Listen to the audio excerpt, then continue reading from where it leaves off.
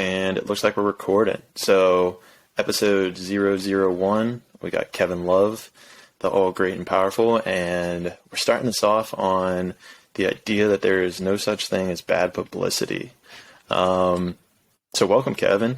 I want to introduce him as, in my opinion, someone who's always helped me with my business ventures. I've truly grateful for him. I mean, you know, he's taking time out of his busy day just to sit down with me, have this conversation, and, you know, we'll get into it, but the man's got a mind on him for business. Like, he's had successful exits of startup companies. He's always grinding, making new things happen.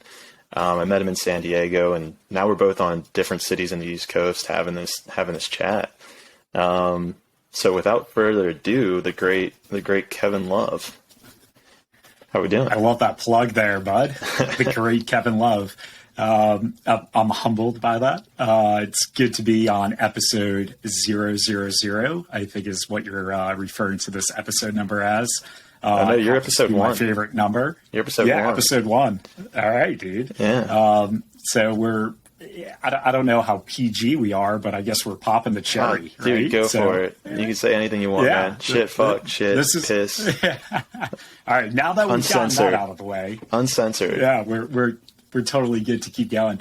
No, man, it's great to be on. Appreciate the intro. As you mentioned, we've known each other for a couple of years now. Introduced in San Diego. I'd moved out there from New York as a co-founder of a cannabis startup. So it was a pretty exciting time moving from finance over to the West Coast to essentially be a drug dealer, a legalized drug dealer. So it all, you know, has worked out pretty well. We had our first exit for our cannabis company. We actually shifted our business model around a little bit. So what was that? Two Roots, right? Yeah. So Two Roots is more of like a CPG brand now. So we focus on, hold on real quick. What's a CPG brand?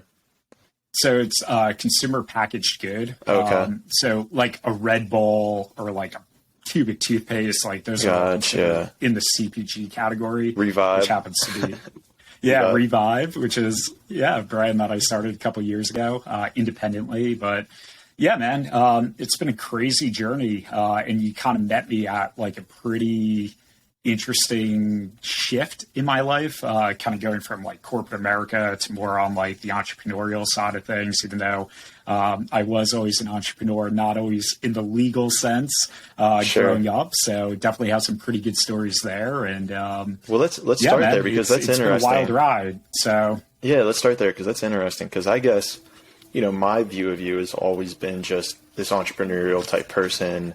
You know, whether he's a CEO or starting up a company. But that's really fascinating because, you know, you have, what's that? Say that one more time. I was saying that it's really fascinating because, like, in my mind, I've only known you as like a CEO, entrepreneur type guy, but you're even saying that, I mean, obviously you had a life before you met me. Yeah. But yeah, I mean, I guess we could dive into that. So, you felt like you were an entrepreneur whenever you were a kid, but did life take you into the finance route then? Yeah. You know, I think growing up, like your community just has such a profound influence on you. For sure.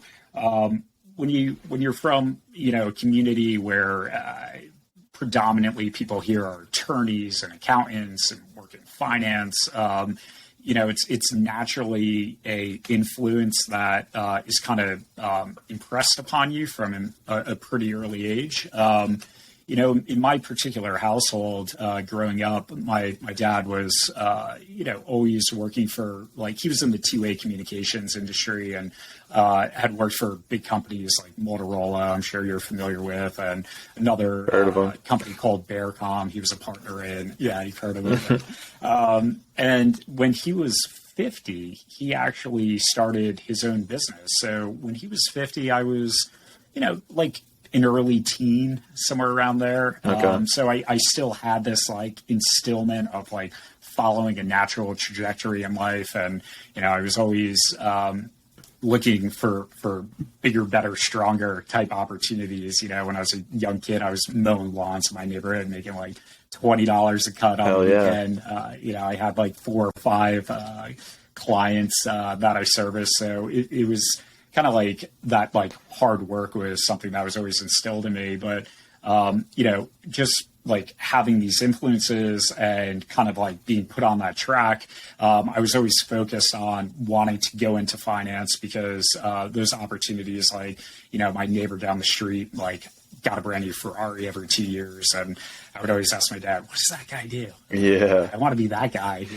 And of course, he worked in finance. So, like, whenever you saw someone with a boatload of money, it was like they work in finance. Right. They could have been a drug dealer for all we knew. You're right. That was the answer. Finance we got is the cover. Is the cover umbrella.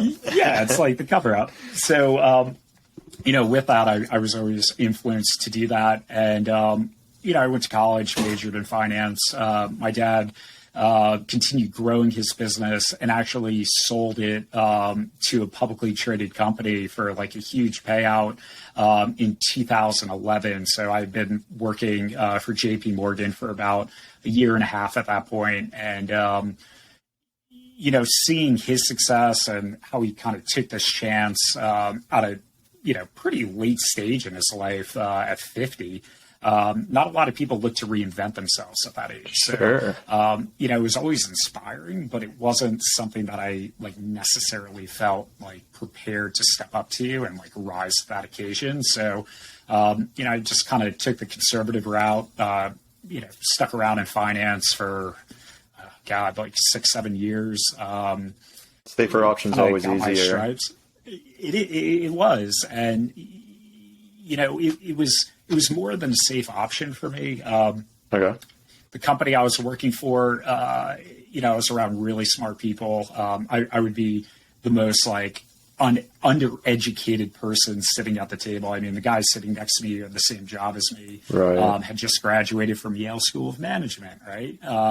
The guy went to USC undergrad as a California resident. So like you see these type of pedigrees in this environment, and you get to learn a lot. But what I kind of realized was, and where I stood out was, I was never, the smartest guy in the room, but I was always the most like practical guy, if that makes sense. So I think sure. For the first like 7 to 8 years of my professional career, just like seeing how really smart people think and then like adopting that to the way I go about doing business, I guess is the best way to put it, was something that I kind of felt like I was prepared to take that next step. And that's at the point where I decided to move to California, got together with a group of, I don't want to call them associates, but just people in my network who had previous successes in the business world and thought sure. that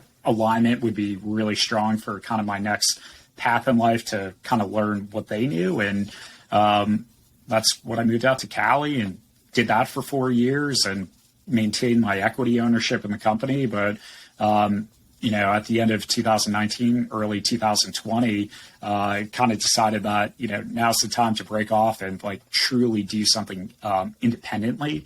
Because I felt like, I have my primary background in finance, which is like a very sound foundation. Migrating that into kind of more of this entrepreneurial type exposure that I had. And I just kind of married those two and decided to, again, break off and do my own thing independently. So, I don't want to say the rest is history because, the future is still being written for me.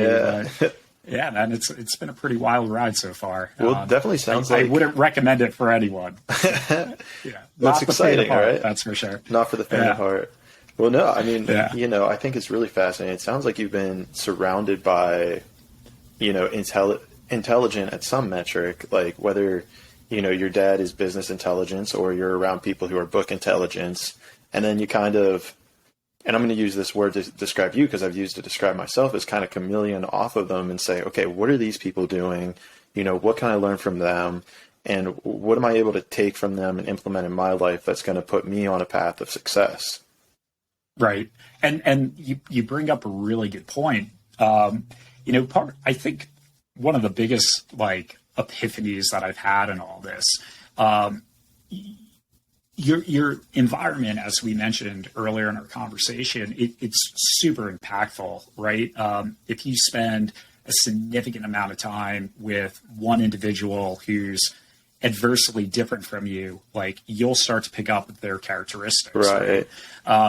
The most challenging thing, especially like for someone early in their career, is going through the path of realizing like what's good and what's bad, right? And I think a lot of people use the term that you just used, like a chameleon, to hide what their true colors are and what their true intent is. And you hear the story time and time again with young entrepreneurs or, young business professionals that just kind of find themselves in this, almost in this pigeonholed environment where they can't like see beyond what's in front of them because it's almost like this restrictive environment. So there's two challenges to that. Like there's a time and place to step out and really roll the dice in life and take a chance and see what you're capable of accomplishing. Right.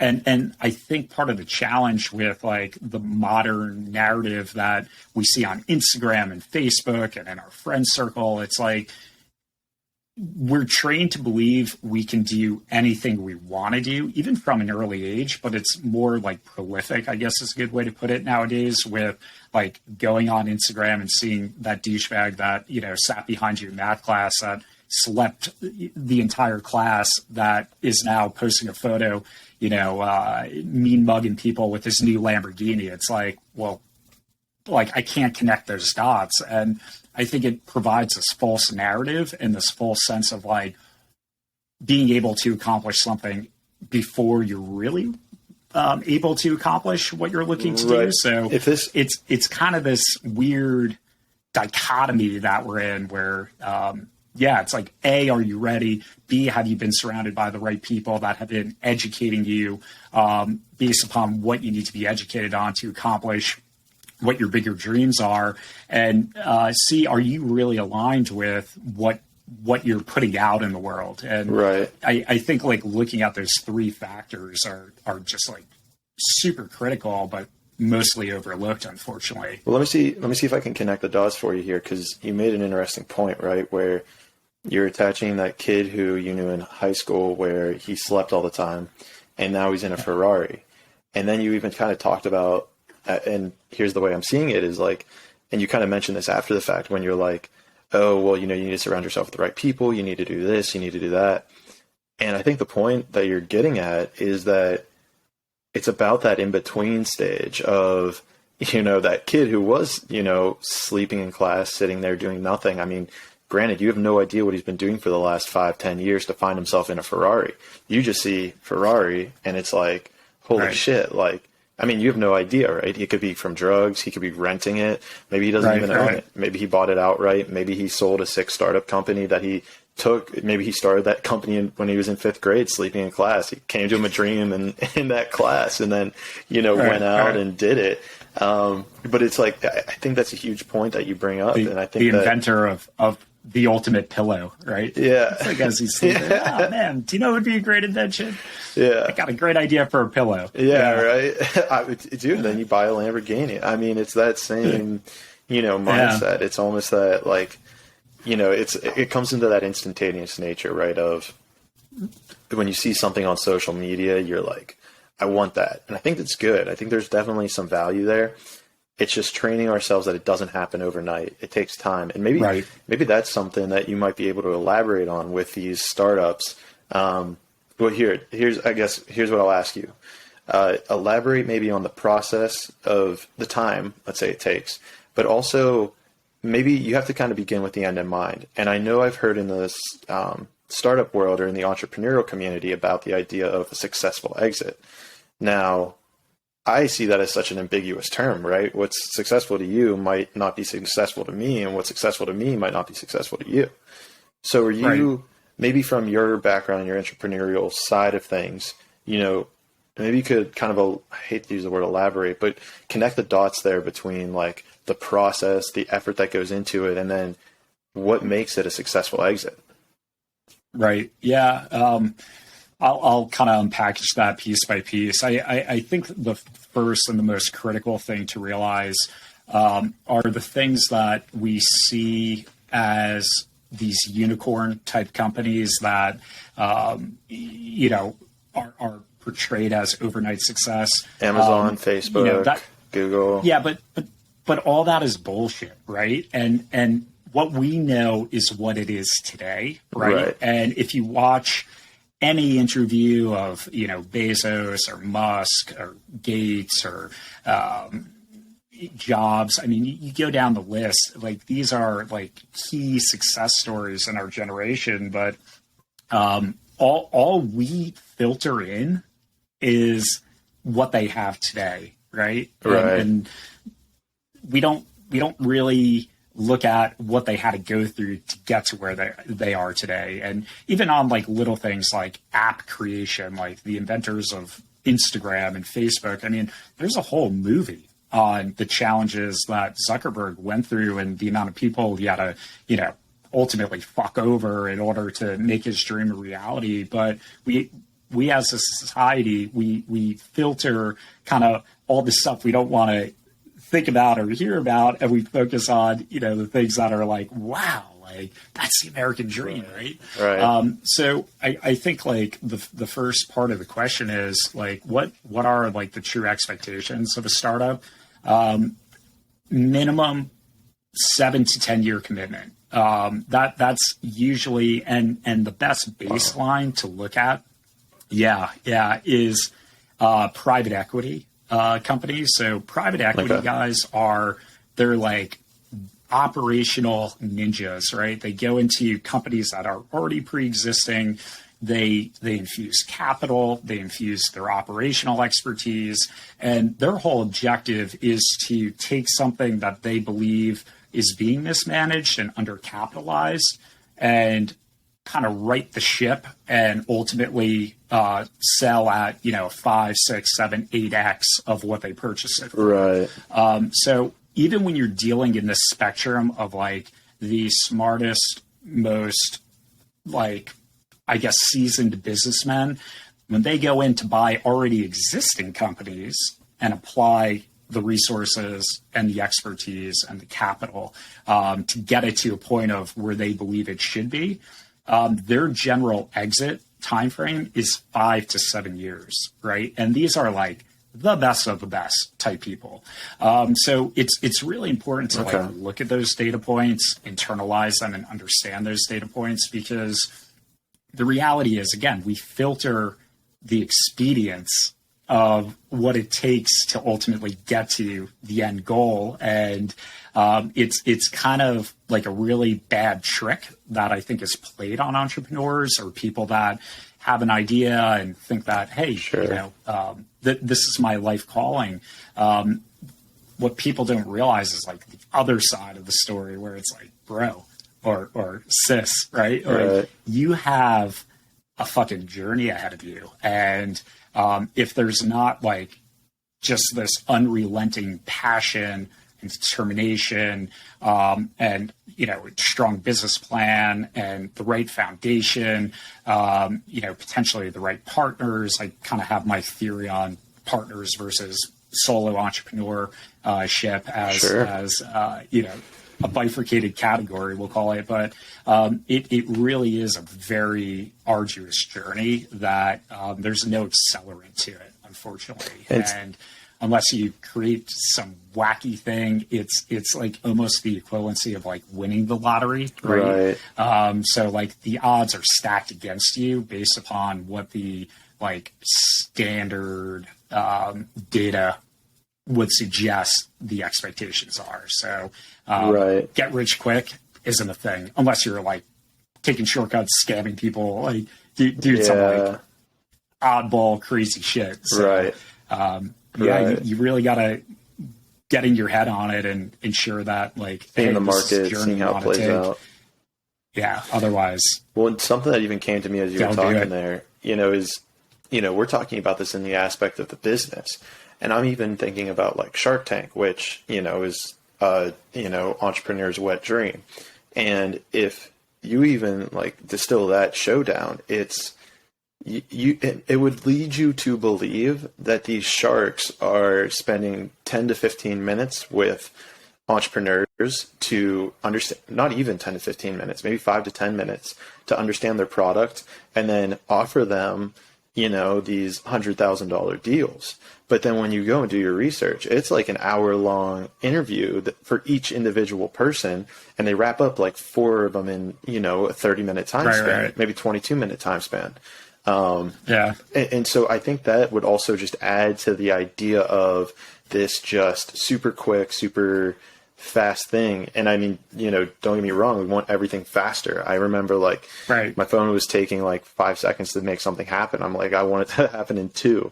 It's like, it's almost like this, like it's a pleasure trap of some sort where, it's in everything. Right. And then, if we distill it down for entrepreneurship, it's like you get it, you see it just replicated throughout it. Because I mean, I've worked on several businesses now, and even, you have no idea the issues that are going to come up or the things that are going to make an issue. And, if you're truly, you really get tested with if you're truly dedicated to solving that market issue, Right. Yeah, it's definitely a delicate balance of dedication, persistence, belief. I mean, like I said, it's not for the faint of heart, man. And there's actually a really great podcast. It's called How I Built This. And I've heard of it. Earlier on, and Guy Raz, guy is real solid. I mean, he knows how to really uncover some of the, I guess abstract is the best way to put it. But when I first moved out to San Diego, that podcast was on repeat, essentially. Like everywhere I drove, to and from the office, I would listen to, 10, 15, 20 minutes of that podcast. And you hear the common theme, right? It's like he's interviewing people like Mark Cuban, the founder of Dry Bar, the founder of Seth and Barry of Honesty. I mean, like big brands that we know, we engage with every day, and they all have the same story, right? It's like they all have that one moment where it's like, this is a make or break moment, and they all kind of take the position of like, well, fuck it, let's burn the ships. And there's no option to going back. Like we're going to go to war, and either we're going to get killed or we're going to come out victorious. And, it's very inspirational and it's very real. And I think that's kind of what I always appreciated about that particular podcast was, they're not sugarcoating it, right? Like if you truly think you're just going to zip on through and, get to the other side with, your millions of dollars, it's like, maybe you can, but if I was in your position and that's how I'm going into with that mindset, I'm just going to buy a ton of scratch offs and, hope for the best because your odds are essentially the same. Yeah. And I'd rather have fun doing the scratch off than like be sitting at home miserable. It's instantaneous, instantaneously as opposed to putting a couple years into it, Yeah, but hence is the problem here, right? So we're validating, that instant gratification concept that we've grown accustomed to, and unfortunately, we all desire instant gratification, right? It's almost whether like you go to the bar talking to your girl, you want the number, like but it's starting a business. But it's like the better things. It's almost like the better things in life come to those who wait. Always. It's like there's like this patience that.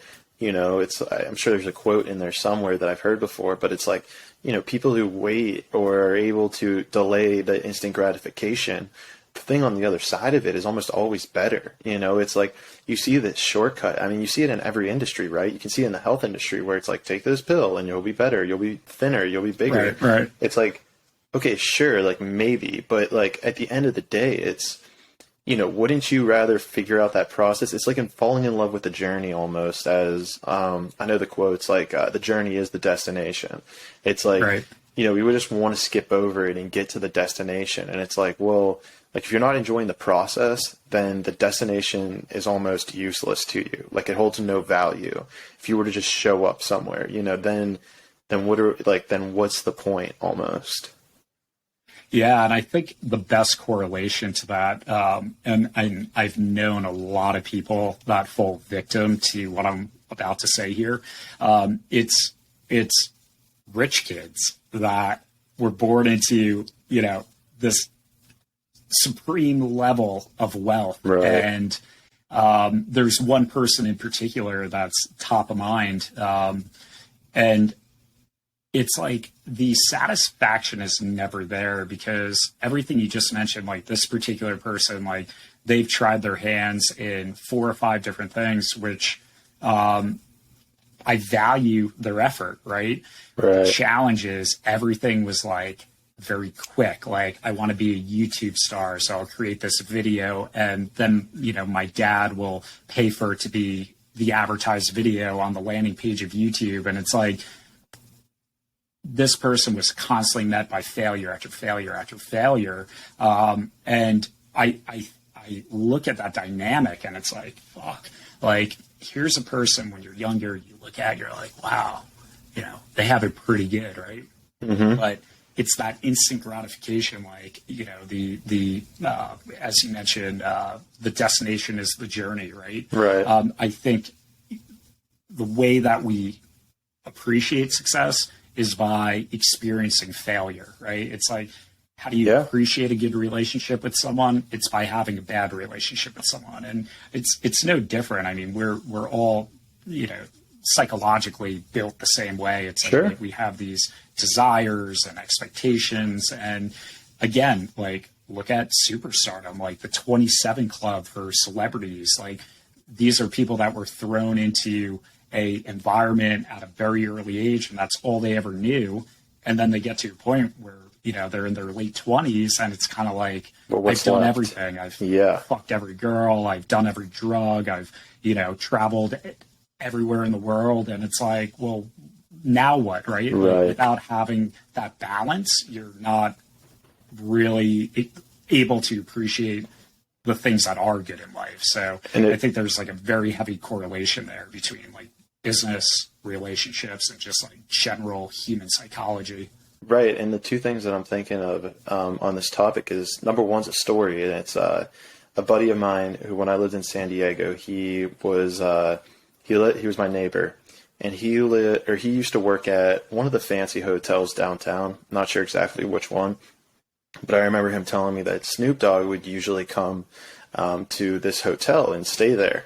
And he was like a bellhop or something. And I remember him telling a story of one time Snoop Dogg's kids were like, yo, man, like, is there anything to do in this town? And the guy, his name's Joe, he was like, yeah, man, like, we got jet skis, we got a boat, we got like this and that. And they're like, man, like, I'm tired of riding jet skis. They're like, man, like, like, the boat's like nothing, and it's, you get everything at such a young age, and almost like it doesn't make it worth it anymore. You don't realize the value of it. You just almost, and I can't relate to it, but it feels like you almost can't imagine the value of it because, and here's another thing I heard Dan Bilzerian say that was like quite profound, is he talks about how, if, I forget what interview it was in, but he talked about how, if you're a high school kid and you get a brand new car, if that brand new car is, let's say like a Toyota Camry or something. That was my first car. So I think that's why I thought of it.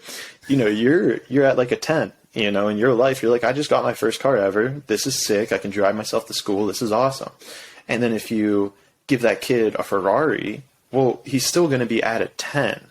The problem is you now have trained the brain that you expect almost like a Ferrari every time. And now you're at, let's say, the top of the ladder, and there's really nowhere else for you to go at this point. Like, and that's the analogy he usually makes is, success is like climbing this ladder where you want to just keep getting 10s in your entire life. You don't want to get the best 10. You don't want to get the 10 of 10s. You want to get that Camry of 10s. And then maybe you get a Range Rover of 10s, and you build your way up to the Lamborghini of 10s. And, he attributes it that's kind of the way he described it. And it really resonated with me. I was like, holy shit, man. Like, that's some, I didn't expect a Playboy to have that profound knowledge. Yeah. And he likely has that profound knowledge because of how his life experiences have been. I mean, you look at him and it's like, he's the ultimate alpha male. And in his pictures and in his videos, Sure. he doesn't seem satisfied, right? He just seems like, this is another day on the job. Right. Like all these beautiful women, like shooting guns, driving nice cars, being in nice houses. But there's almost like a weird sadness that I see when I look at him, where it's just like the What guy else? just is going through, just life at this point. There's like, early on when he started, it was a different story. Like Right. that was like ultimate. And I think just with time, it's just become boredom, right? It's just like, all right, like what 10 chicks are going to be around me today? Right. What car am I going to drive? What car am I going to, rent next month to stay in? I mean, his Bel Air mansion was, I think they were paying like $300,000 a month. He didn't own it, but he was renting it for almost $500,000 a month. And it's like, won't get better than that, dude. You have like a 50,000 square foot home, Right. private chef, beautiful pool, like everything you could want. So it's almost like being on vacation in perpetuity, where again, you don't Right. have that differentiation. There's no like a lens that you can put on for a moment in time and then take off. It's almost like a super pill that people get addicted to, but then Right. like addiction, if you can't keep refueling it with like drugs, let's say, you ultimately OD and now you're gone, but you can't like overfuel an addiction to like nice things. Like you can't go any further down that road, if that makes sense. Right. So At a certain point, it like runs out because, like, I mean, it's a dead end. right. ultimately. With heroin, you can always do more heroin until you're dead. But yeah. Right. with money, there's a certain point where you can just buy whatever you want, and it's like, Right. okay, great, I can buy whatever I want. Now what? And it's like, it's. I remember seeing it's such a weird paradox because it's like, oh, money doesn't buy you happiness, but it's like, I think and I remember seeing a quote somewhere, and it's just the idea that like, money doesn't buy you happiness, but money gives you freedom and time to find happiness, I believe. And so, Right. if you got all the money, you got all the free time, you can find what's going to make you happy in life. And the problem is I believe in our society, we're just so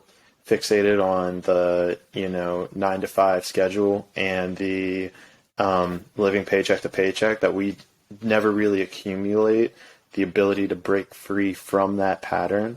And I mean, it strangles us. It honestly strangles us till we're 60, and then you're 60 and you're like, well, I've done everything in my entire life for this point. And now what? I mean, you got the last 30 years of your life to try to be happy, and you don't know because you're too old to be able to figure out what makes you happy because your neural pathways have been so ingrained with what you've always done. It makes it hard for you to change.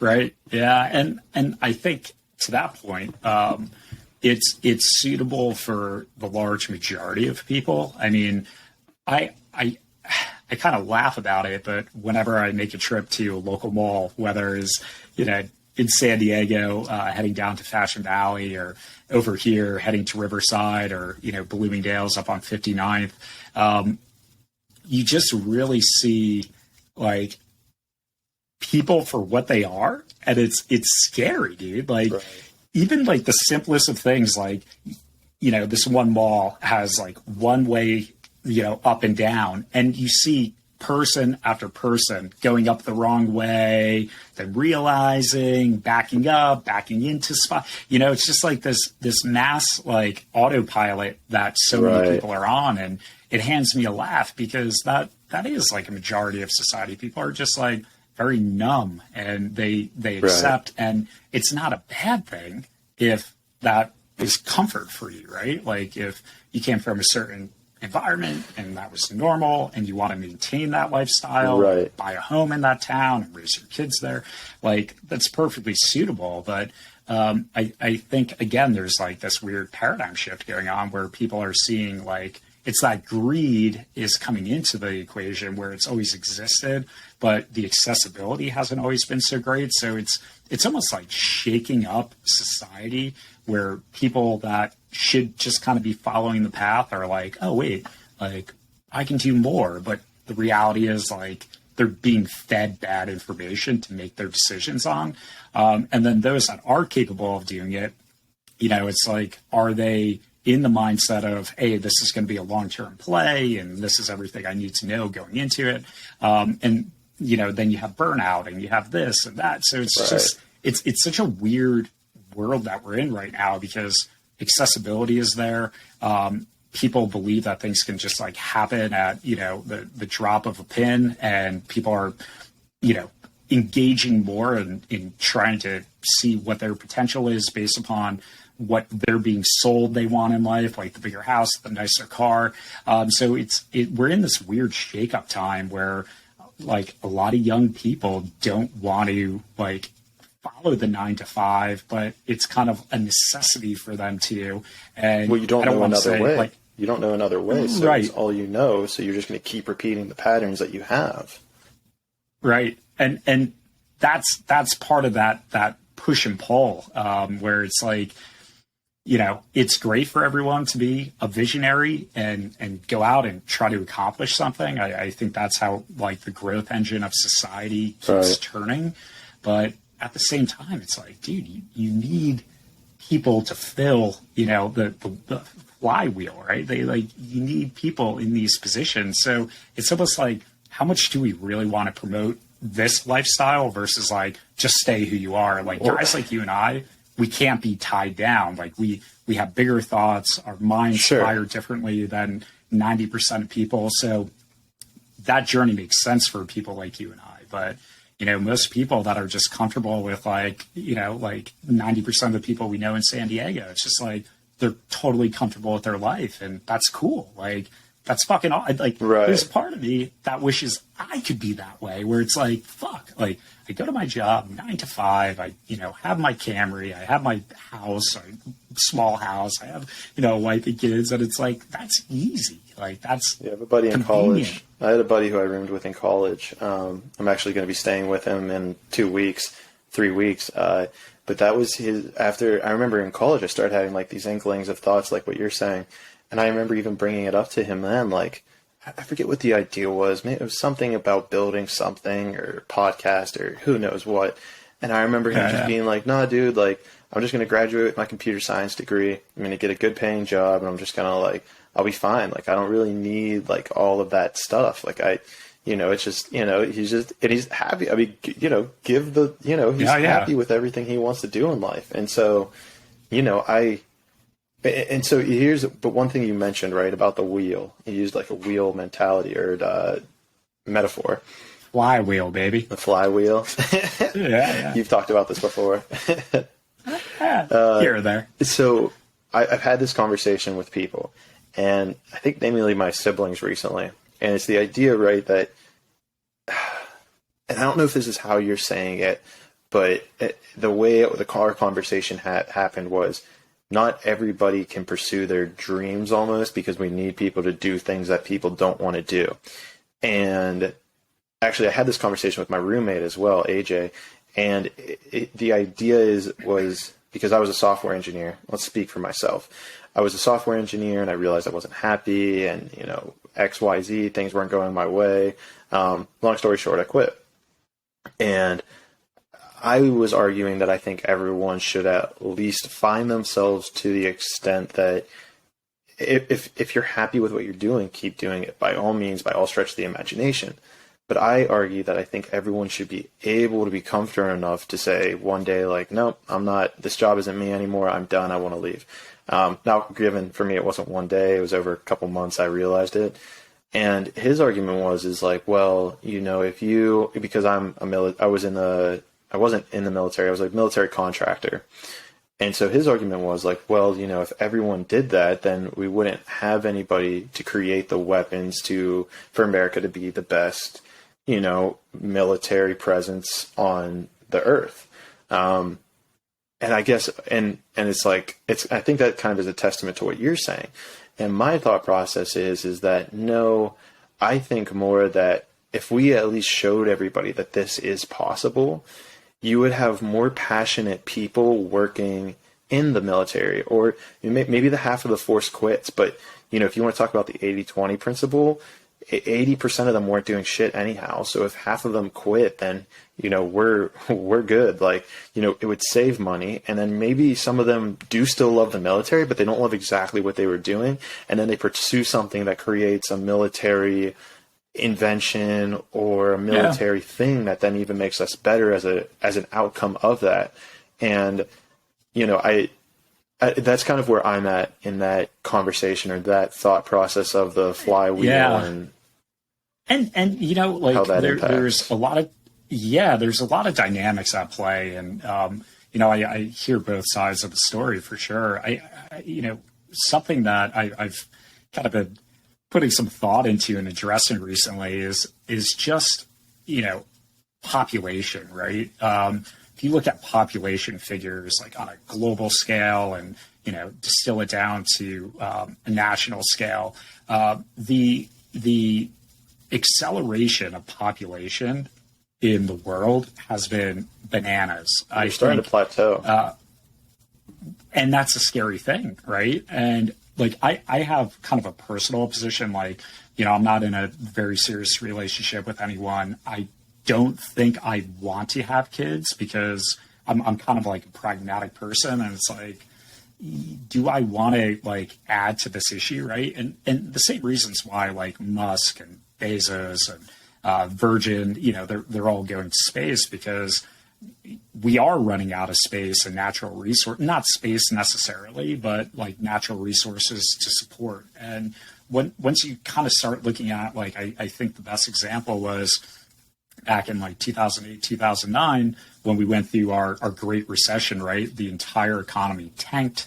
All big businesses kind of rethought their org charts, right? And it's like, sure, how many people can we trim off of our org chart? And, you know, the layoffs are massive. And even still to this day, 10, 12 years since the Great Recession, those jobs have not come back up to full, like, pre-recession numbers, right? And following that episode, we had this renaissance period of all these big tech companies, like, you know, your Ubers and your Lyfts and your Airbnbs all, you know, present themselves into the marketplace. So we found ourselves from like 2010 up until current day in what's known as the gig economy, right? So it's like, you can't get a job, so you get a gig. There's no health benefits. There's no 401k. There's no, you know, loyalty, like all these challenges that don't exist. So, gig economy created 2010, still exists today. That takes up a lot of the workforce, right? But then when you start looking at the job economy today, you know, we had our big pullback in the market in like March, February of 2020 because of COVID. And, you know, we've been in this bull market again. Right.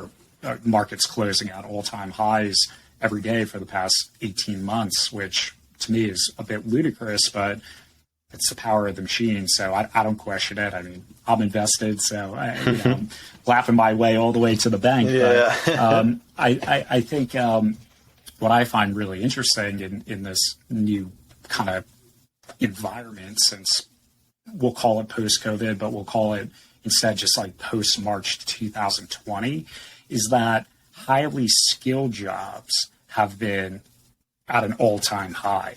The amount of people that could fill these, call it higher brain positions that are like technically skill set. What constitutes that?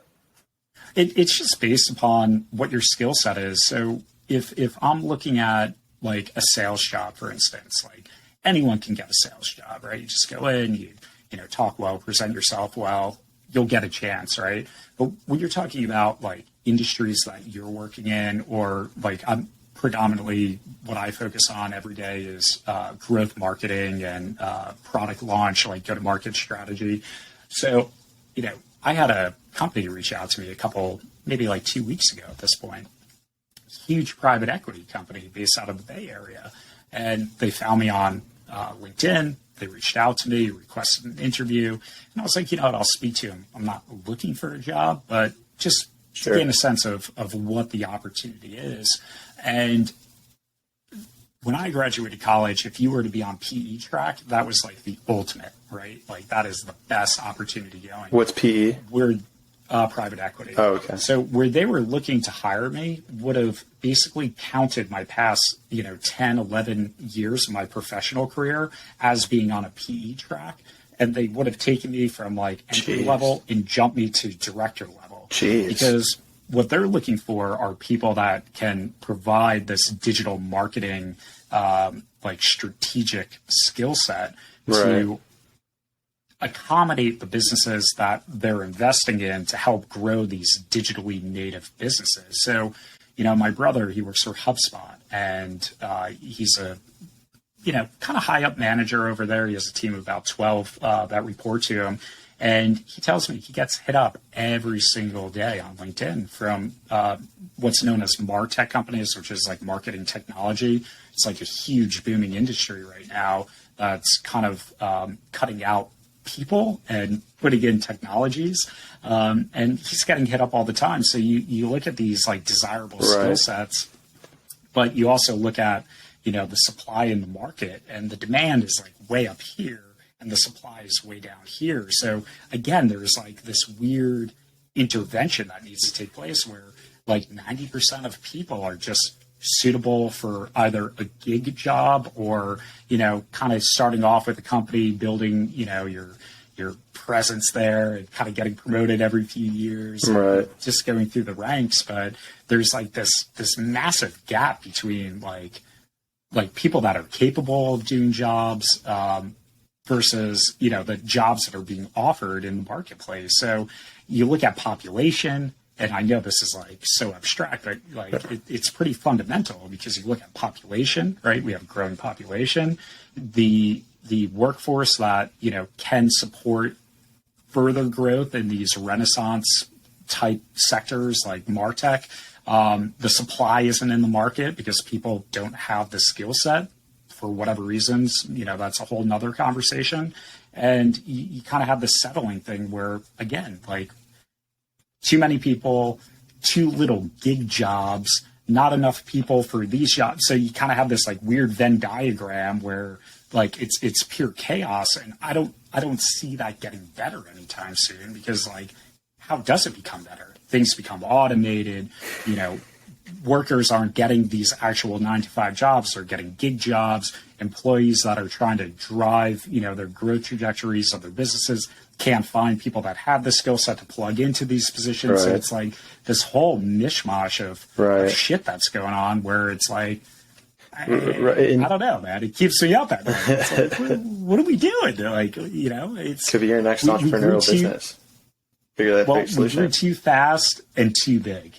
Well, that's what's crazy that's the crazy thing about the internet is it's really amplified all of those things that you're just highlighting there. It's really put an emphasis on like just our ability to communicate. You don't like look what we're doing right now. We're having an intellectual discussion where you're in New Jersey and I'm in Pennsylvania. Right. I mean, soon I'm going to be interviewing people and I can be in Brazil and go train Brazilian Jiu-Jitsu, come here and interview someone in California or Pittsburgh. It's like, it's crazy. And I think to your point, you said something that was really, that I'm glad you said was about the automation, which is a huge part of this too. Coming from a software engineering or computer engineering degree, but software engineering profession, dude, so many things are going to get automated from just truck drivers to Uber drivers to hell, maybe even waiters and waitresses. And there's two concerns there, right? Number one, barely anybody knows how to code. And I mean, like, the number is so small. Like, so first of all, if you're listening to this, learn something about coding. If you learn anything from this podcast, learn something about coding, no matter what you do. I could not emphasize that more. But number two is the removal of the human experience, right? Like, if I get an Uber driver, it's just me. If I get an Uber car and it's just me, no more human experience. It's, if I, go to a restaurant and I go by myself, there's no human experience. And, again, I think the huge thing that this whole COVID situation has taught us is we need human interaction. I mean, we are a human conversation. We are social animals. We're social creatures, and we need to interact. We need to have these conversations. We literally go insane. Like, there's a reason that solitary confinement is the worst possible thing. It's just, it's not, at a certain level, it's just not reasonable to have that. and you combine that with the idea that, nobody knows like these skills, these coding skills, I think it's a recipe for, I don't want to call it disaster. It's a recipe for disaster, but I don't want to put that negative light on it, because as big as a disaster it could be, there has to be opportunity there as well for us to learn more either about the humans or be able to grow as a society. And this isn't something that one of us can fix. Like, we do need everybody, all hands on board for, what's about to happen in the next 10 to 15 years. It's really going to be wild. Like, and I even know in the crypto space, with smart contracts, not to go down that whole rabbit hole, but just lawyers will likely need to learn how to code in the future. Like, just because that's where it's all going, to make this coded, system where, contracts are written in code, and it's just what is going to happen as our future progresses. And if lawyers have to learn how to code, it's the entire rabbit hole of everybody will need to know something about coding. And there's that. And then the automation factor or the human factor that, it's something we need to at least have our eye on and get ready for, because I see that as being a pretty big issue now that, where we're going with, humanity. Yeah. And we're kind of have that Joe Rogan vibe going on right now, where it's like this abstract conversation, and the reality is, you would even compare my podcast. Hey man, you're I think by episode 2 you'll have a couple million subscribers, so you're well on your way. But the reality is, it's like, it's kind of the old saying, it's like, if you can't beat them, join them, right? Sure. And I'm not like cemented in my thoughts by any degree. I'm just like pragmatic in the way I think about things. Like, I don't get involved with political conversations. I don't get involved with religious conversations, because, the irony of it is, like, these things like religion, which is supposed to be great, like, more people have died in the name of religion than any, like, probably of like the history of cancer, right? So you just kind of look at it, it's like, all right, like, I'm not even going to touch that, right? I'm just going to like stay in my lane, like, enjoy life for what it is, and not get so wrapped around the axle of like what these problems are. And I think that's actually a pretty good segue of why I decided to do what I'm doing in life. It's kind of like, if you have one life to live, I think it's okay to be selfish, but I think you need to be cognizant of, action, reaction, right? Like, when I say selfish, like, I don't think I ever want to have children. Like, that's like a selfish thing. Like, it's like, you want to bring someone into this world. This is like a great miracle type thing. But I just look at it like, well, I have one life to live. Like, do I really want to be, kind of bogged down by having, a wife and kids and, a home and vacations? And it's like, I look at all my friends doing that, and everyone's pretty like, is this really what I signed up for? Right? I think there's an element. It's no different than business. It's like the same shit. So like, you have one life, enjoy it. Don't get wrapped around the axle on, politics and religion and who has what and who's doing what. It's like, right. You're a designer. Create your own design, right? Do your own thing. Create a podcast, stuff like that. Yeah, exactly. Yeah. This is living proof. You're living it, which, I'm so fired up that you've started this journey and you have pretty good plans going into it. I was talking to a guy I work with in New York, and I was telling him about you, and I was like, yeah, my buddy, he thought it was impressive, not impressive, but just like a kind of a big deal that I was born and raised on the East Coast and moved out to San Diego. And I go, yeah, let me one up that. My buddy Clay, Pittsburgh, San Diego, now to Brazil. And he's like, oh, geez, like that's big, right? And like his reaction is commonplace. Like, how many people can really shake up their life narrative and do that? Especially in their mid-20s, late 20s. I argue anyone can do it. Well, they can. Comes down to mindset. You need to design your life that way, right? Yeah. It took time. I remember, and this is a great point. I remember it would have been March of 2018.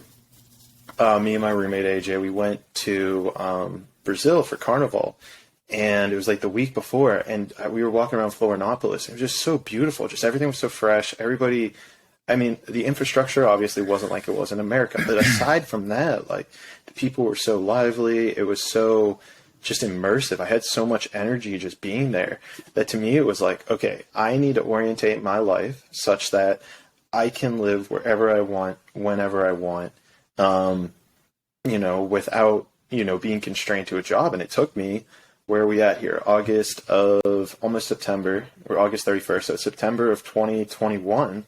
So what would that have been? A little over 3 years, 3.5 years. And now I just remember just having that thought, and it was a hell of a journey. I mean, I did a couple, right. And it might have been around the time we kind of met, because I would have been starting out some different business ventures, starting like a drop shipping site, starting that transitioned into Boonda Builder, which then transitioned into Dolo. So it's like, it's this whole Clayton's process. Clayton's meat. Love the plug. But don't forget that one. Never do. That's like a little when they find it on the Instagram and stuff. That's a little like for them kind of thing. Just like the little sprinkle on top. Of course. But I mean, it's just a creative process, and if you go back to, and here's the thing, and this can go full circle here, where let's say it was March 2018, and I had that thought like, oh, okay, I'm gonna drop everything I'm doing and move to Brazil. It's like, well, if I was instantaneously given that opportunity, it's like, well, would I have grabbed onto that opportunity or know that I saw it whenever it presented itself? Because I would argue that it took this long process of, happening and the world unfolding around me in order for me to put my ducks in a row and to align with sick. I can now move to Brazil and live there for probably 2 years on just my savings. It's like, what if I put 2 years into this podcast, man, and I just get, I'm sure I can make some passive income off of it within that time frame. It's like, dude, now my whole world is set up to just live however I want to live and wherever I want to live, when I want to be, wherever, and so it kind of, to go full circle, it takes time.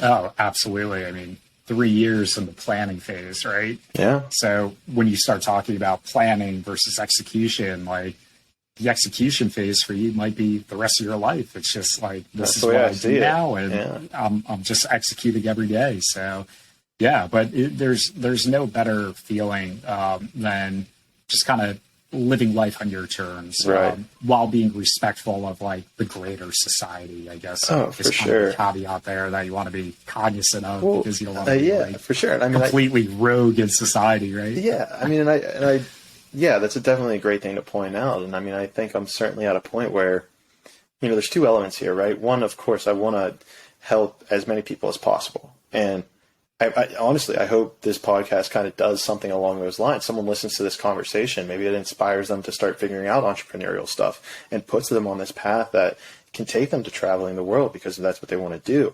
And then the other thing is that you really need to know kind of who you are in order to enable that to happen, right? Like, you can't just, wake up one morning and be like, oh yeah, I want to live in Spain the rest of my life or something. It's like, if you have that instantaneous thought, good for you, and act on it. But if you don't truly know yourself, it comes back to that burnout. It's like, why are you doing what you're doing? And I think there was a good book, I forget which one, but it talks about the why of, why you're doing what you're doing. And if you focus on the why, it kind of helps you with like that destination. Like, it's like, why are you doing this? Are you just doing it for the money? Like, it's totally cool if that's the answer. Just be honest with yourself. If you're doing it just for the money, okay, do it just for the money. Are you doing it for this? Are you doing it for that? I mean, just do it for that, and be honest with yourself about why you're doing what you're doing. And, to tie this back to the, helping people, I mean, part of this is I love the conversations I have with certain people, you included. And I'm just like, we got to record this and get this out to people, because I think there's a lot of truth and a lot of learning that can happen from these types of conversations. No, I'm totally with it. It's one of those crazy just life challenges where it's like you're never done learning, you're never done exploring. Right. You know, it's like jobs that like stay curious, right? Right. And yeah, I think you need to like have those constant like sensors in your body being stimulated, or else you're just kind of like an empty suit walking around all day where it's like you're just numb. You're numb to everything. It becomes the Matrix. Yeah, it's like there's no feeling anymore. And you know, it's weird. You look at like the biggest growth in like depression in the United States. It's like what, or in the world, right? Every day I'm on, you know, following Kevin Love, my you know, sidekick, on Instagram, and like he started some, you know, kind of like meditative type thing to help like relax and allow awesome. people to just like chill out, right? Well, it's a good thing, but it's a Band-Aid to a bigger problem. And I think, you know, the bigger problem of society, it's like, dude, we all just kind of get numb, right? And you can get, you know, anxiety or depression, right, through being numb and just kind of not feeling anything, or being like high caliber, like not meeting your goals and like driving and just being met with like constant disappointment. And it's just like, you go back 100 years, it's like people didn't fucking have anxiety. People didn't, like, maybe they did, but it wasn't like real, right? Like, or it was like, oh shit, ago, this tiger's about to eat me. Like, well, exactly my point. It's like, you know, you're in France at like a Bastille and you're worried about getting shot. Like that's something you should be fearful of. Or like you said, like a tiger is about to, you know, bite your skull off. Like, okay, like that's a good reason to have anxiety. But today it's like, it's manufactured. Oh, dude, right? it's all in the it's head, like man. People, it's all in the head. Yeah. What if? It's what like if? the survival What if? I hear that shit all the time. And it's like to the point where I'm just like, I got to slow people down. And you can hear me getting worked up now. It gets me worked up because it's like, it's such a symptom in our society of just like, well, what if this happens? What if that happens? It's like, then we'll handle it when it happens. But it hasn't happened. So why are we getting anxious and worried about things that haven't happened? It's like, well, what if a meteor crashes into Earth tomorrow? Like, okay, well, this was all, you know, we get to restart again. Like, so, you know, some fungus stays around and creates humans again, because, you know, that's the what if of our scenario. It's like, you can't, you know, it's based on, I think most of the time I've heard it in my life, it's based around fear of, you know, whatever. What if, you know, what if I run out of money? What if, you know, you know, and that's probably like 90% of the fear, right? So it's like, where did that fear develop? Like it's a fear of not being safe, like financially, and being able to survive, and maybe physically. I think it's valid. Yeah, and I think that's kind of why like people just do the 9 to 5, like let me float, you know, fly under the radar, like. No one knows I'm here. I'm just over here doing my job. And that was like me. That pulls that, you know, 800-pound, you know, elephant off your back and allows you to like have one thing in your life. Yeah, I'd argue it replaces it. In the last couple months of my job, I wasn't working as many hours as I probably should. And even though gotta be careful, dude. Yeah. They're going to hit you up and say, "Yeah, well, but here's the thing. But here's the thing: is I was getting all my work done that was handed to me. I could have always done more work. But the thing is, you know, let's say I'm being very conservative here. Let's say I was working for 30 hours a week, and I was telling them 40. Then I still felt like this. You know, you're talking about how it's like an elephant on your back, but it replaces it, man. Like. I was getting so energetically drained doing, you know, if you talk to someone, you're like, oh, if you're only working at a job that, you know, for 10 hours a week and they're paying you blah, blah, blah, it's like, dude, like you should be happy about that. Why would you quit? Why would you keep doing it until there's something else that arises? But it's like, dude, you don't understand. Like doing even, you know, the bare minimum just to get by, it still puts this like, there's this like tension of energy that it puts on you because you, at least for me, let me speak for myself, because I realize like there's something more out there. Like subconsciously, it's like, hey, dude, you're not doing what you should be doing. You're, kind of digging around, let's say. And I mean, rightfully so, but it creates this energetic imbalance within you where it's like, well, you should be working 40 hours and doing overtime and doing this and doing that. And it's like, but I don't want to. And so it creates this internal just thing that just drains you. And it drained the shit out of me for the last 2 months that I worked.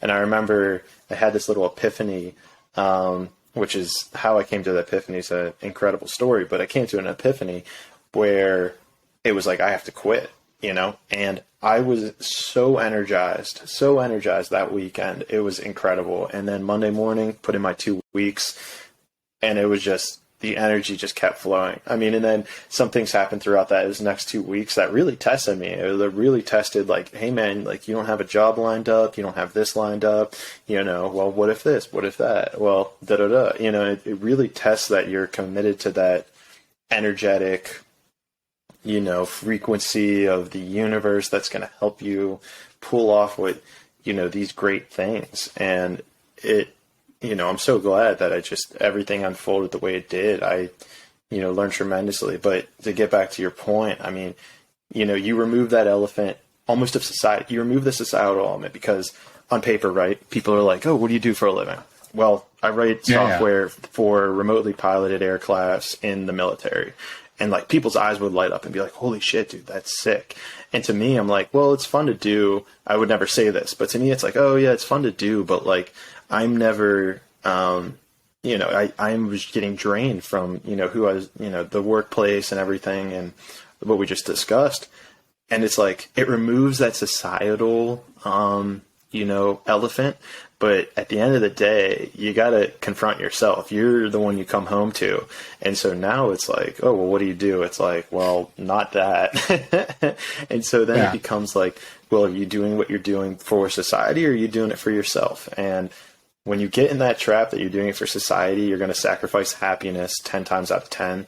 And man, I honestly don't care anymore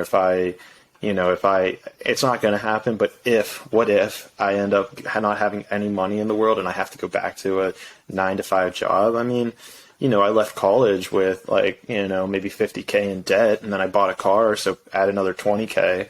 And it's like, I found a way out of that in 4 years. And it's like, obviously now I'm in the net positives. And so it's like, dude, if I ever find a way to zero, like, I'll do what I have to do to not get there. And I just, I don't see it ever being an issue again. And so it's like, it's incredible. I mean, so you got to make sure you're doing what you're doing because you want to do it and not because society wants you to do it. Yeah. No, it's well put. I mean, when I started my business, came home for the holidays and, we're in a neighborhood and I know all my neighbors and, it's the same question. Well, what are you doing? Well, I'm doing that. Well, is that really the best use of your time? And everyone's so quick to give you advice because they want to feel like validation themselves. And what I realize is it's deflection. It's like they're disappointed with kind of where they're at in life. And they feel like if they can provide advice to someone that almost is kind of this validates father-son relationship. Yeah, it validates them. It makes them feel like, hey, like I wasn't able to do it, but I was able to learn and instill that.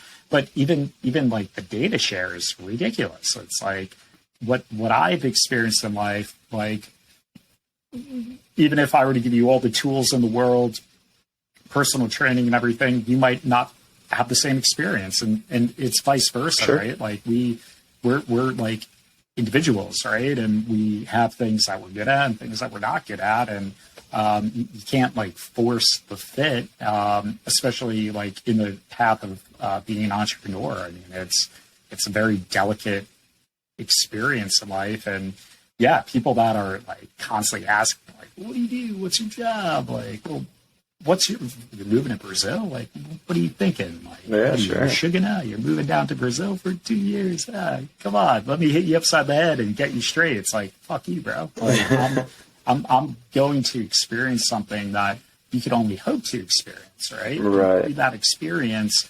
it's learning more about myself, what my purpose is, finding that alignment, and projecting how I want to project, not how you wanted me to project. And like Gary Vee always talks about, like, I'm not really a fan of him anymore. I think his stuff is expired at this point, all of his pump up speeches and shit, but he does always promote the position of like kind of like, don't let your parents have too much influence on you. Like, if you're accepting money from your parents, stop today. Right. Because it's your parents giving you a life or trying to provide you guidance so they can, brag to their friends like, oh, guess what Clay is up to now? He's a software engineer. Isn't that so great? And like, like competition exists, like, from the point you're born to the point you die, but it's similar to like the conversation on politics or religion. It's like,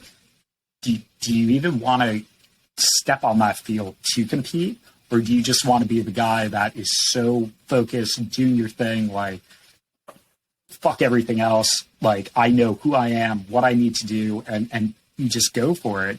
And it's a very tough thing to like kind of take yourself out of the limelight, so to speak, where you're almost like reclusive, but you're surrounded by people like, you and I have had a relationship for a couple of years. I think, when I moved out of San Diego, we've kind of leveled up our relationship, or now, and it's kind of ironic how that works, where now we're talking about business, we're talking about theory, we're talking about putting, our actions in place, and what I'm working on, what you're working on. Like, we're having these higher level conversations about things. But you're not someone that is saying you need to do this, and I'm not someone telling you the same thing. We have that mutual respect for each other. And I think that's like a good balance, a good cadence of like being confident with what you're doing, being surrounded by the right people, but, people that like intrinsically care about you, whether it's like super close family or like neighbors or whatever, it's they always want to project onto you because they want to kind of say like, oh, I know this guy, and oh, I gave him that advice and that's what he's doing. It's like they need that fulfillment where and like I stopped needing that fulfillment. So since I don't need that fulfillment, I live on the terms I need to live by. And it's a beautiful way to live. I'm confident with what I'm doing, right? But it's tough to eclipse that gap, Well, and something I want to focus on here is you talked about alignment, and I think it's absolutely incredible. When I quit my job, I felt so aligned, and I think that's where all that energy kind of came from. And then now that I'm on the other side of that, realizing like I was at my job so I could tell people that I was a software engineer who write the code that flies military drones, right? Like I was doing that for sure. But what is a beautiful thing that happens on the other side of this is you realize when people are telling you things, either out of their own insecurity, out of like what you're describing, where it's like, oh, I helped him, or it's, projecting their fears or insecurities, or are they coming from a place of love, compassion, and genuinely trying to help you? Like you can just, I swear I can now just feel it when someone's talking. It's like, you're saying that out of fear. Like, and don't get me wrong, some of the shit's valid and people completely understand, like, maybe they don't completely understand. I mean, a lot of it becomes just habitual nature. It kind of goes back into that rut we were talking about earlier with the Matrix. It's like you get caught into this world of just reaction, action, reaction, action, reaction. There's no like creation. There's no, let me sit here, let me think about what they're saying. Okay, yeah, they're coming out of fear, and like, hey man, like it's like fear's valid, dude. There's a reason we have fear. There's 100% valid reason. But I need to step back and be like, okay, well, your fear is valid, but, I'm not going to make a decision based on that fear because either A, I don't view the world that way, or B, I'm going to take your fear consideration into account, but I know how I can handle that if that situation does arise. Or it comes back to the whole thing, the what if thing. It's like, well, if that happens, then, you take each situation with a grain of salt because, we can play the what if scenario, but each little what if has all these little like jagged lines that come off of it. And it's like, okay, well, what if I lose all my money? Okay, well, Are you talking about my savings? Are you talking about my investments? Oh, just my savings? Oh, well, then I'll probably sell off some investments. Oh, I've lost all my investments.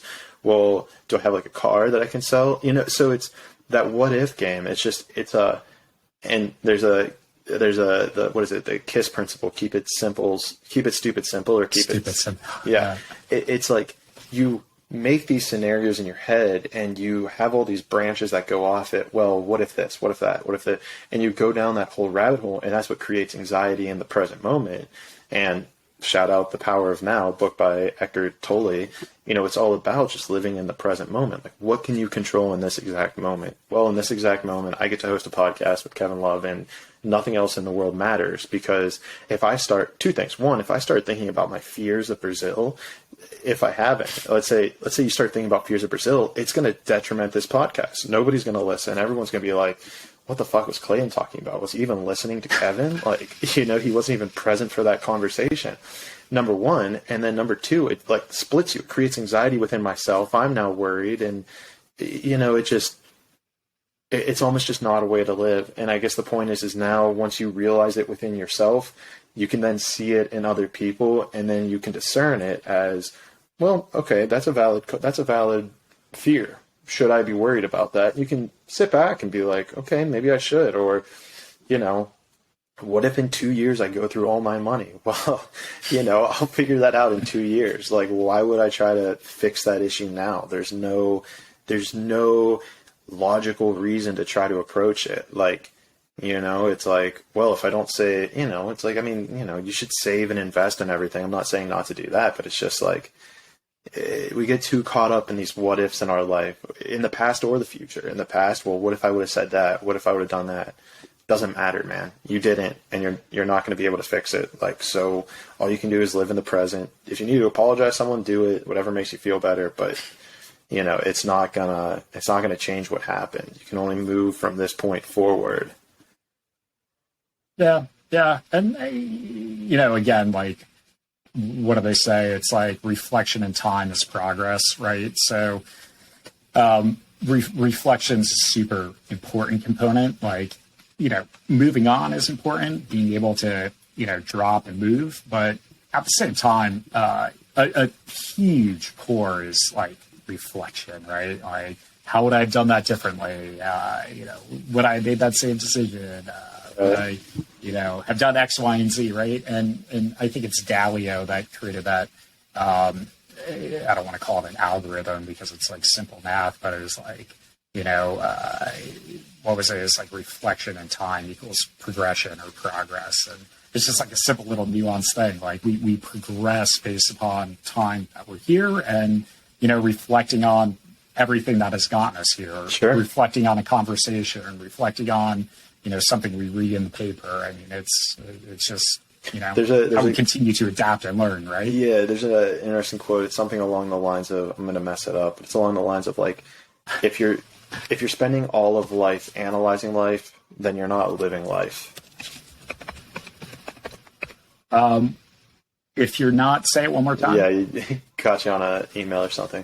If you're spending all of life analyzing life, then you're not truly living life. Yeah. I've heard that one before. Yeah.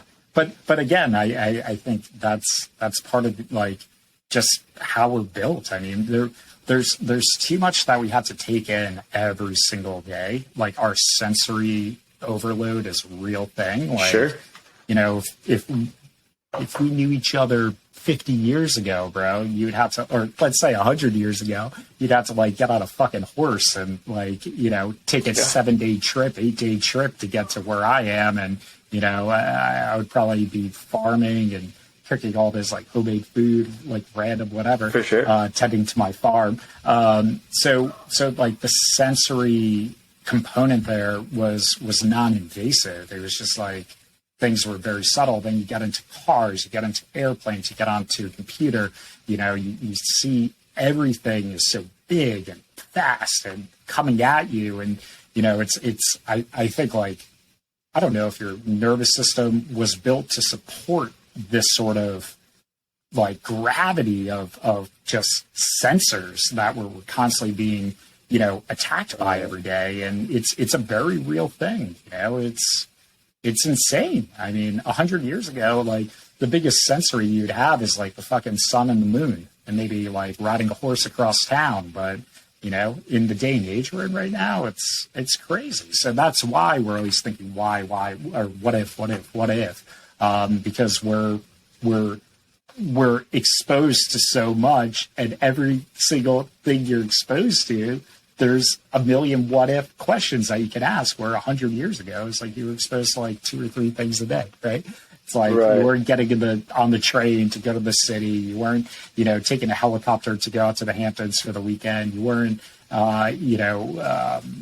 going online and having video conversations like this. You weren't on your cell phone. It's like, dude, we are like insanely overwhelmed by by sensory things in society. So it creates that what if, and it's tough. Like you get stuck in that, and that's why so many people are like kind of like, all right, I just want to chill. I just want to have my job and have my car and have my family. Just like leave me the fuck alone. Like that's how people are. But like when you step out into the abyss, like where I am, where you're heading, well, I'm not there. It's never a destination, but where I've been traveling, it's like, it's a really big fundamental shift in just the way you go about living and the way you see the world and the way you think about things. And it's weird at first because it's, you know, it's not like you flip a switch and you're there. I mean, it's like behaviors, compounding behaviors, and ultimately you kind of, you know, registers and it clicks, and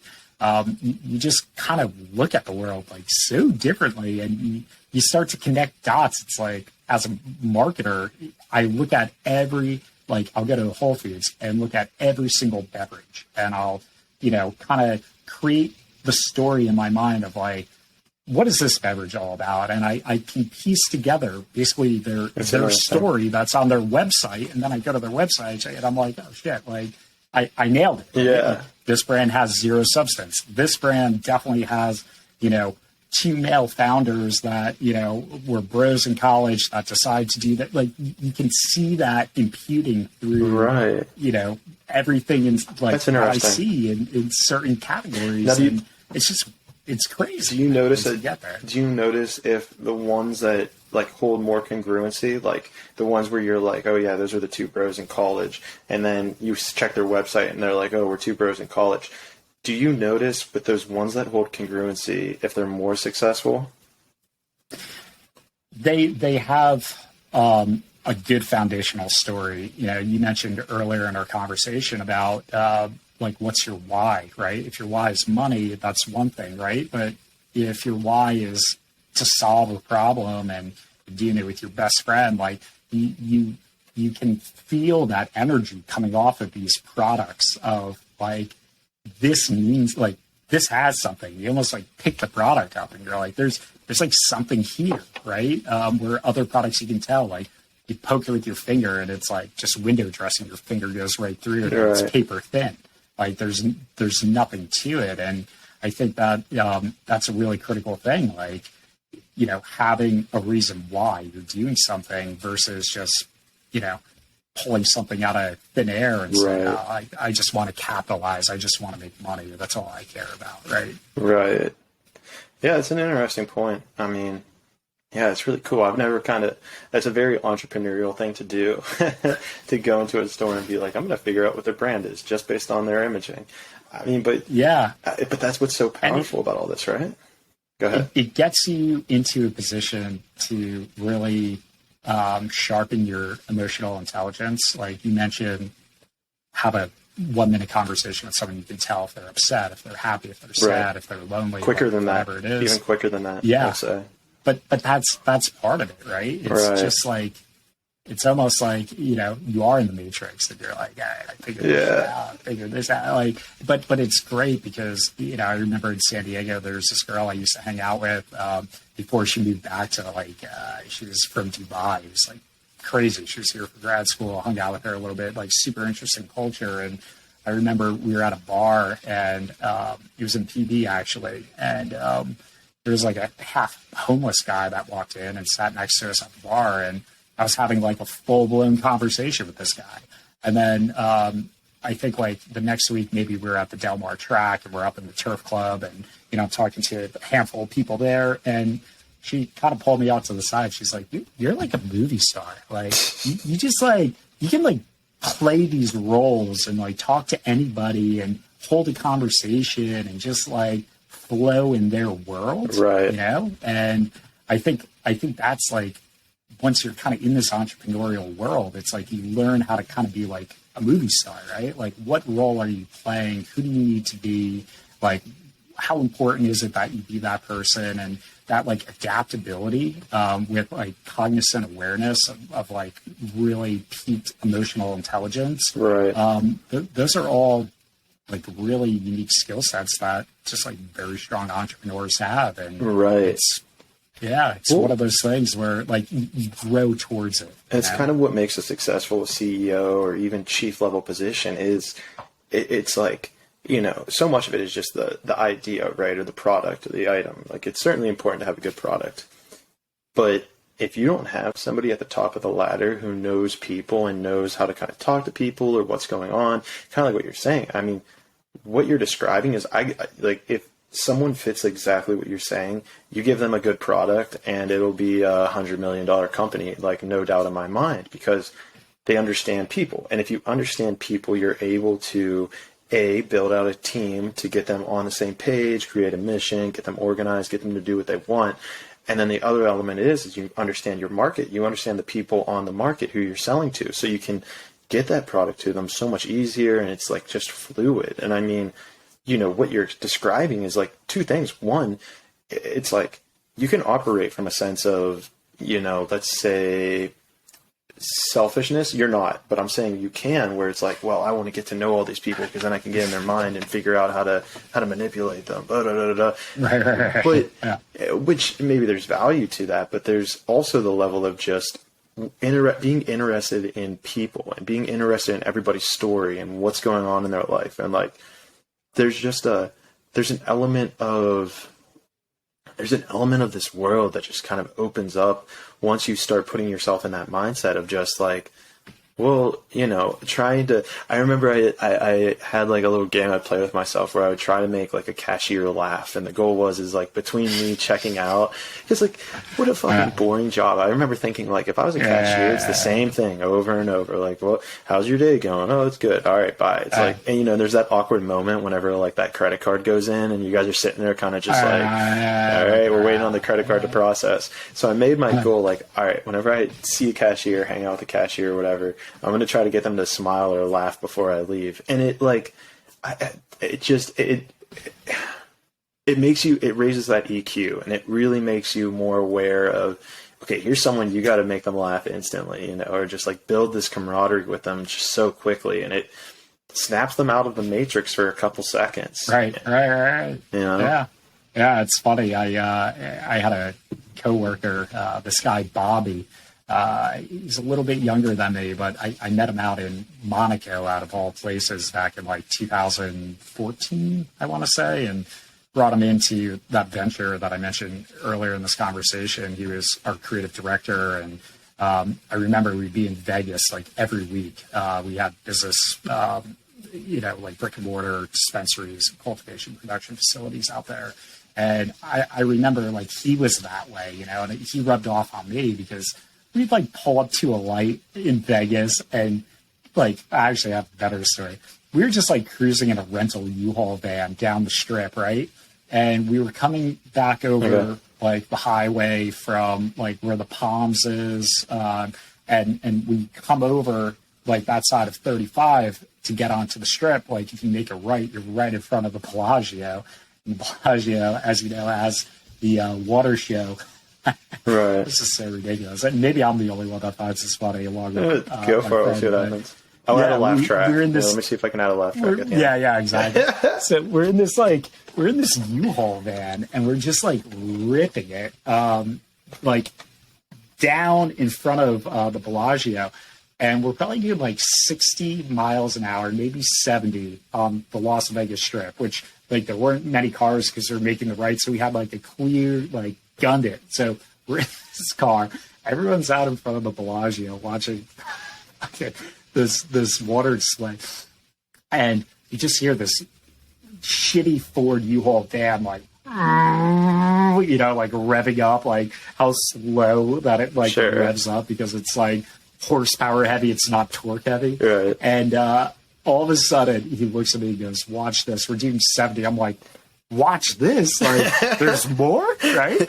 And he takes his foot off the gas and just pulls the e-brake up. Right. So here we are in this van, just like sliding in front. Every single person turns around like, what the fuck is that? It was probably like a 20-second from like 70 to 0 e-brake stop. Right. And then he lets the e-brake go, hits the acceleration because we got a green light, and just take off. And he looks at me. He's like, bro, those people are going to remember this moment for the rest of their lives.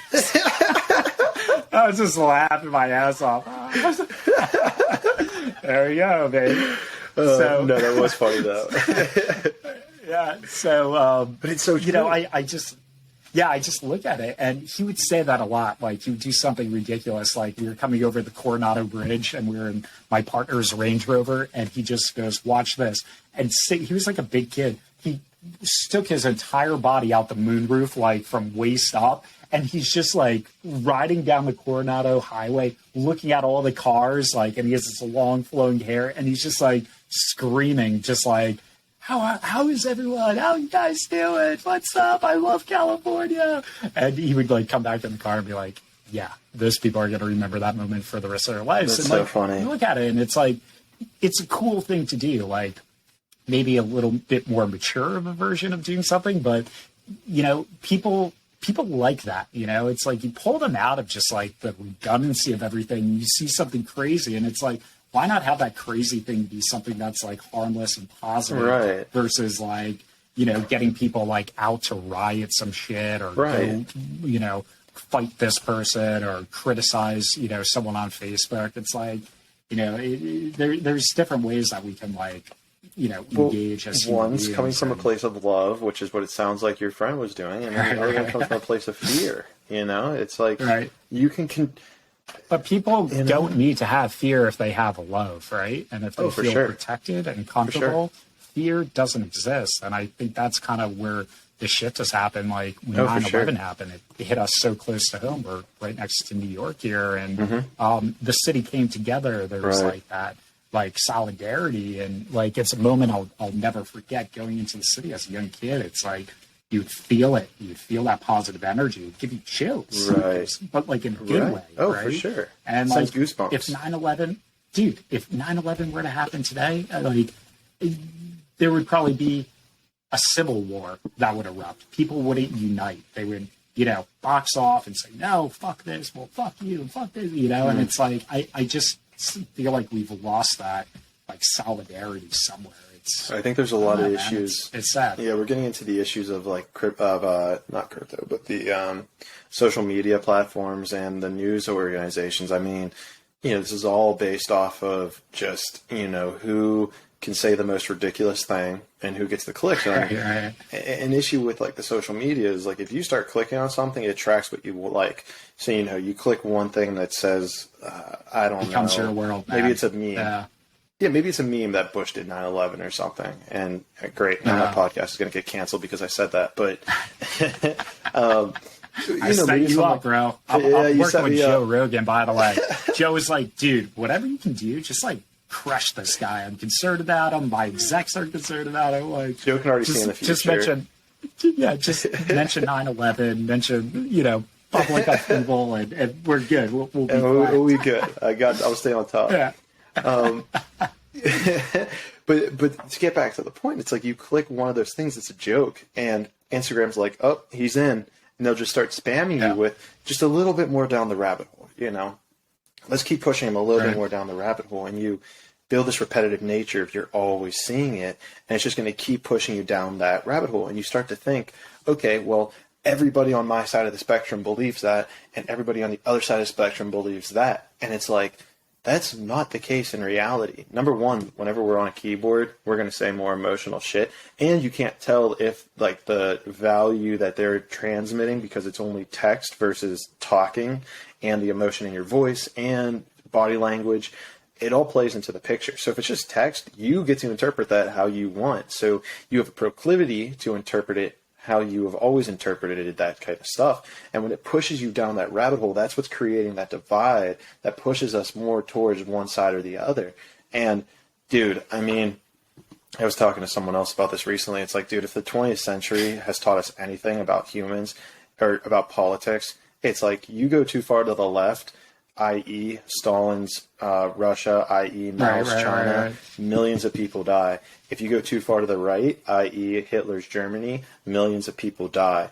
It's like, dude, it's like you're both right and you're both wrong. So let's just align in the middle because of it. And it's like, I remember... I'm an independent for that reason. Well, dude, and I'm a true independent. And people will lose their minds if they hear that. Like, you have to be one or the other. You have to vote. Like, you're wasting your vote if you don't vote for Republican or Democrat. It's like, how in the hell did we instill this idea that you're wasting your vote? It's like, no, how else are we supposed to tell the two-party system we're broken? Like, and maybe we're getting a little too deep into politics. I don't want to take it to that place, but I just want to highlight that going too far either number way. Two, podcast number two. Yeah.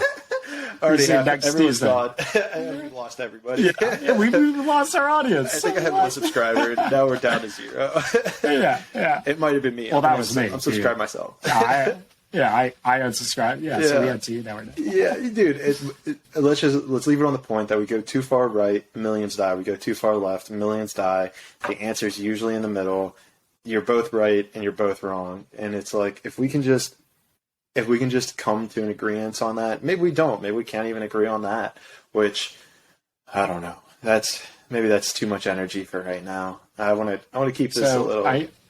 I think. Full circle summary. Yeah. Being an entrepreneur is being hyper aware. Yeah. Right? Right. It's being able to filter that information and not be distracted by it. Right. Right. Like you start asking me about politics.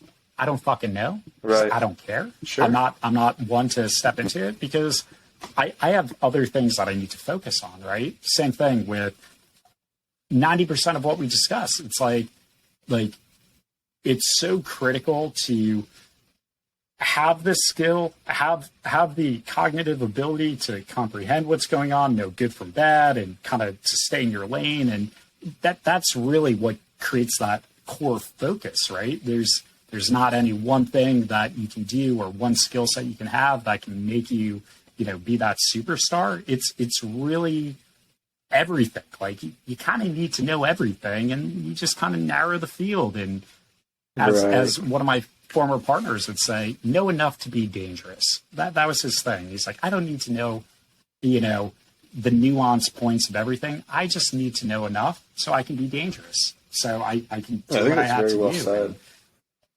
And then I had a neighbor growing up, this is a two-sided equation. It's like, know enough to be dangerous. That's your education. That's your intelligence, right?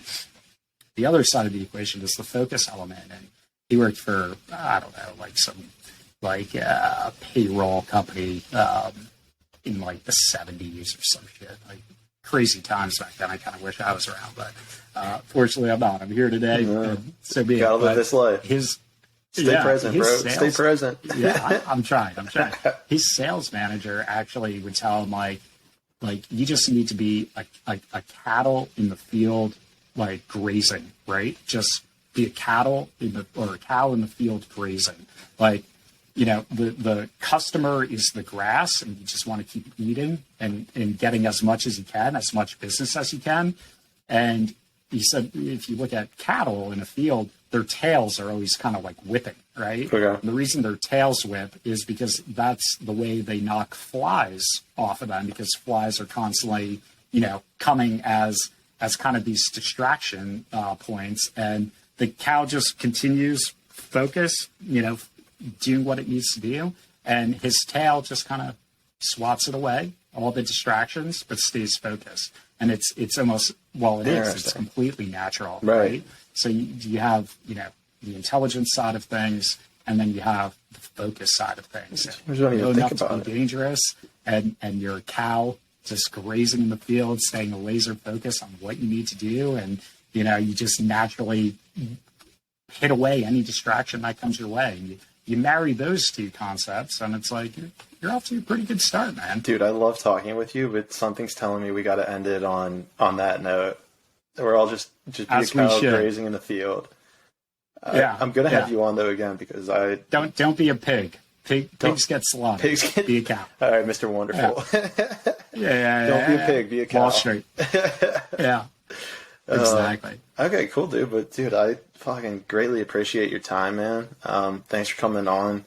I'm definitely gonna have you on again at some point. Once I got to get a couple more people in here, and then we'll bring you back on for sure. We need to grow some businesses. I want it to be as esoteric as possible. It's like, we can have a conversation that stays on track, and it's like, okay, like everyone's done that. Like, let's get a little esoteric here and kind of what if, right? Like the anxiety thing we spoke about. What if? It's a whole bunch of what ifs. So, yeah, man, it was a pleasure being on for episode 1. If we don't chat between now and your departure, Godspeed, man. Have a safe flight. We'll definitely have to catch up in the next couple of weeks. We'd love to hear more about what the big plan is and how I can support it any way possible. So just keep me in your thoughts, man. I mean, and this for you and everyone listening, just like, follow, subscribe, share this. I mean, anyone you think might be a like-minded individual, get this out to them. Maybe they'll come on at some point. I mean, that's how we spread this knowledge. If something we said resonates with you, take it and run with it. If something we said pisses you off to no end, I mean, figure out why. Like, honestly, like in my life, if someone says something and I'm like, that's so fucking wrong, my first thought is like, okay, well, why do I think that's wrong? And I've had so much growth from that. But yeah, dude, again, a huge pleasure. Thank you for your time. I know how valuable it is. I appreciate you, and I'll end it on let's all grow together. So thanks again, Kev.